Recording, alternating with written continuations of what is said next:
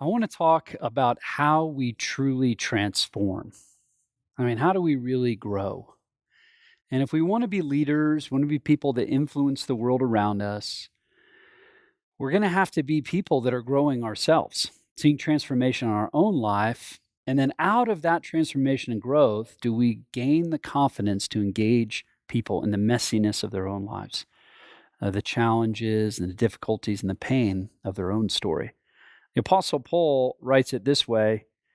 He says something really interesting in 2 Corinthians chapter 1, verse 3. He says, "Praise be to God and Father of our Lord Jesus Christ, the Father of compassion and the God of all comfort, who comforts us all in our troubles, so that we can comfort those in any trouble," catch this, "with the comfort we ourselves receive from God." We comfort others because of the comfort we've received. And along the way, if we're leading others, we have to sort of care for their souls. We want people to become more like Jesus. We want them to experience more life and more fullness. And one of the strangest things for me as a leader was realizing that uh, just running people through the same prescribed paths does not necessarily produce the same kind of fruit. I've sat with different people who have come to Christ or maybe even been raised in church and walk them through maybe a series of discipleship processes from reading the Bible to praying to any number of things. And I'm always surprised at how certain people grow and change and transform at a rate that's often different than other people. Now, one of the ways that I was most confused by this was early on in college. I had two guys I was in a kind of Bible study with together. One had been raised in church, seemed to have his act together, pretty successful, driven guy. The other guy, not raised in church, had been kind of an addict as he came to faith. And both came to Christ, and they were both in my Bible study. And I started running them through the same stuff, reading the Bible, praying, confessing to one another, sharing our faith, different things like this. And the dude who had been an addict and really messed up his life began to grow and change dramatically. Meanwhile, the guy had been raised in church and seemed kind of successful, flatlined, and actually seemed to get worse. And I was so confused because I thought we're running through the same kinds of things. And I thought, well, um, maybe he's just not telling the truth. Maybe he's not doing what he says he's doing. But the more that I began to relate with them, the more I realized that it wasn't that they weren't doing the same kinds of things, it's that they came from different kinds of backgrounds. The unchurched guy, though he had become an addict and had no faith at all and all kinds of things that were messed up, actually came from a pretty strong, supportive family. Mom and a dad that loved him and did what they could to serve him and care for him. Whereas the kid that had been raised in church, though he had a lot of things cleaned up on the outside, had had a ton of abuse in his home, um, sexual abuse, physical abuse, and also had experienced a lot of withdrawal distance from his family. That all that religiousness really was just a cover up for a lot of awkward and distant and pretty cold relationships within his family. And that what it forced me to reconcile is that not everybody comes from the same background. And that the different phenomenon that show up in our life, the different broken places of our life that show up, the scriptures talk about our character as being fruit. Jesus tells us to judge a tree by its fruit. Look at what comes out of their life. It's not just what they say they believe, but it is what kind of comes from them. What comes out of their mouth? For out of the heart, the mouth speaks. What comes out of their behaviors? And as we look at these things, we can see fruit in people's lives that the scriptures challenge us to then take that fruit and look backward and ask, what root is that attached to? What's going on here? And too often in many religious circles, what we've simply done is prescribed little patterns of behavioral modification where we try to just sort of cut the bad fruit off the tree. You know, like the weeds popping up, and so we just take the lawnmower and we run over the weeds. And I don't know if you've ever done this. maybe in your own backyard, in your front yard, in a potted plant. There's weeds growing up and you just snip them off. What happens next? Well, in no time, the weeds are back. Why? Because the only way that you get rid of that bad fruit or those weeds is you pull that thing up by the roots.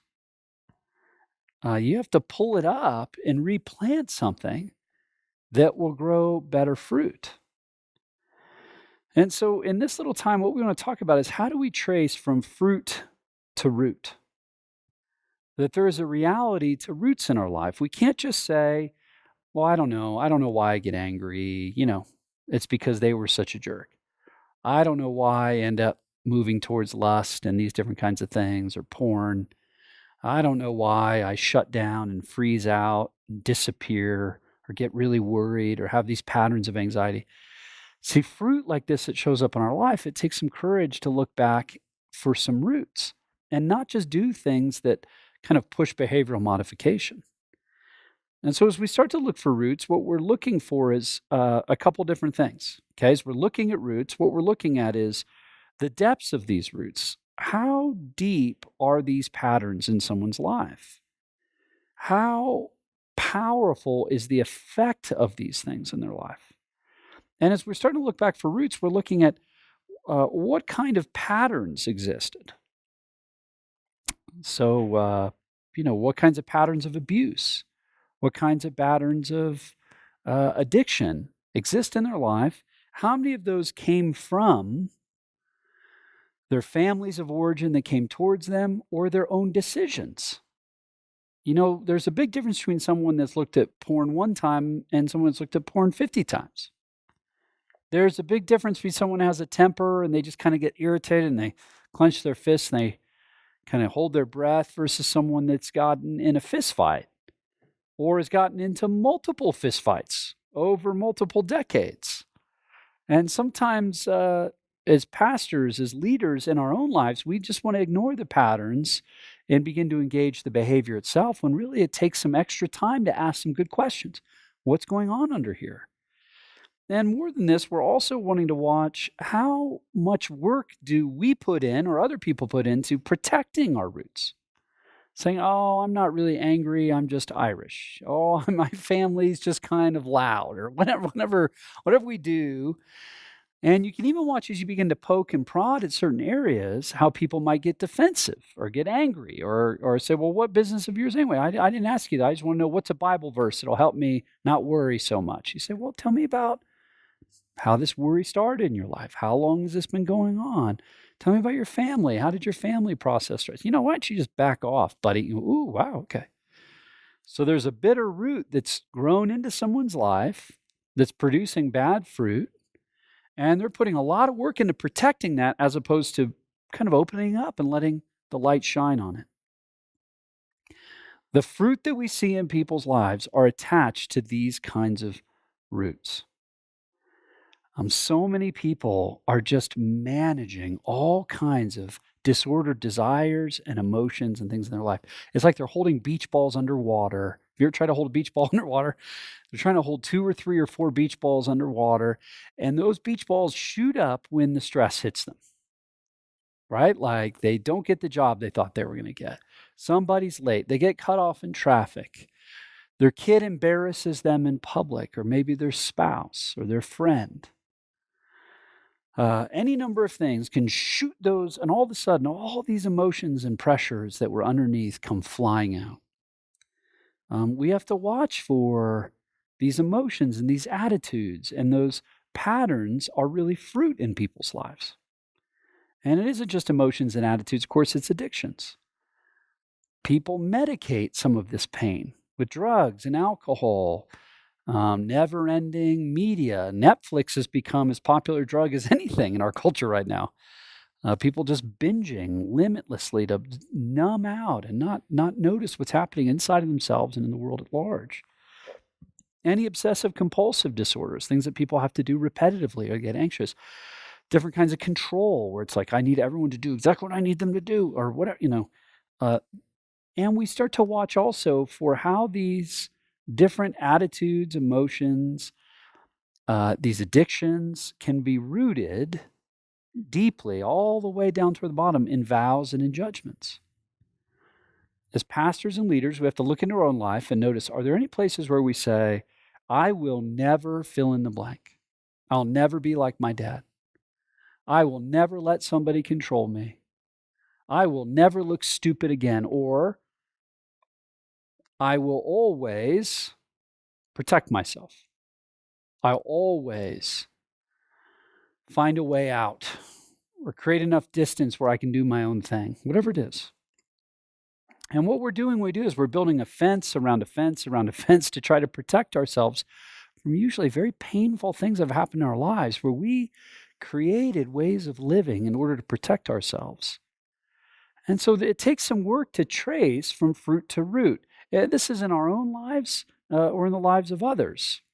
So maybe even for yourself, it takes some work to start to trace, where have I seen fruit in my life that's bad fruit? How do I trace this back to a root so that I can hopefully find a different kind of life in Jesus? We're looking for patterns in our own life. How often have you done or felt or been like this? When did this first begin? When is the first time you can remember feeling this way or doing this thing? What we often realize is that these things have come from a long line of decisions or things that have been done to us that we reacted out of that pain, and it started a pattern of behavior or feeling or experience. The other thing that is good to notice is relationships. What have other people said about this? When I think about my own anger, have I ever had the courage to look at a friend, a family member, a spouse, a parent, and say, I have this anger thing. What do you think about this? Have you noticed this in me? How does that affect you? What's the impact on you? And how has this affected your relationship with others? How do you get in touch with what it's done for you with others and what it's done to them in relationship to you? Often that can create a mirror by which we can see a little more clearly what's really going on in these areas of our life. And then it's really helpful to think theologically about these things. What do we think God thinks? I mean, when we think about our anger, we think about our fear, we think about maybe cutting remarks we make against others or an addiction. What does God say? And I hope you know that God says He forgives you, He loves you, He's for you. But God also says, I want you to change. I don't want you to be stuck in a pattern. And I want you to be free, truly free in me. I never want you to live with fear, shame, or guilt, or worry. I want you to live where you're transparent and whole with others. And just getting yourself theologically around that and asking God to engage you in that can begin to give you hope that you could live a different kind of life. One last thing I want to show you, it's just a chart that hopefully shows us a little bit about how fruit and root works together, because often the negative things that we're doing them because we are trying to meet God-given needs in kind of broken ways. So, for example, many people are looking at porn regularly in our culture, which any of the statistics would say that a huge percentage of men and a pretty large percentage of women in our culture are watching pornography. And if you were going to ask them, why do you do this or what's going on? Often what's happening is a need for intimacy, a need to connect, a need to feel useful and interesting in the world. And it's easy to connect with porn because there's somebody that's always ready to have sex with you and always thinks you're amazing, right? And so you're meeting this need for intimacy in sort of this shortcut way. And what ends up happening is when we look at somebody and we say, therefore, you should stop looking at porn, what they hear you saying, you're not saying it, but what they hear you saying is, you don't really need intimacy. Don't look at porn. You don't really need intimacy. And so we starve them from porn, which really ends up starving their need for intimacy, and they start to move down a scale of starvation until eventually they go, I can't take it anymore, and they binge out in some kind of weird, whatever, night of porn or go to see a prostitute or whatever.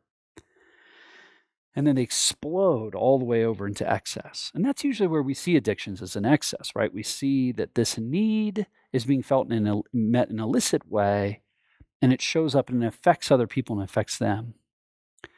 But here's the truth. You have a need for intimacy because God made you for that need. And you should seek that.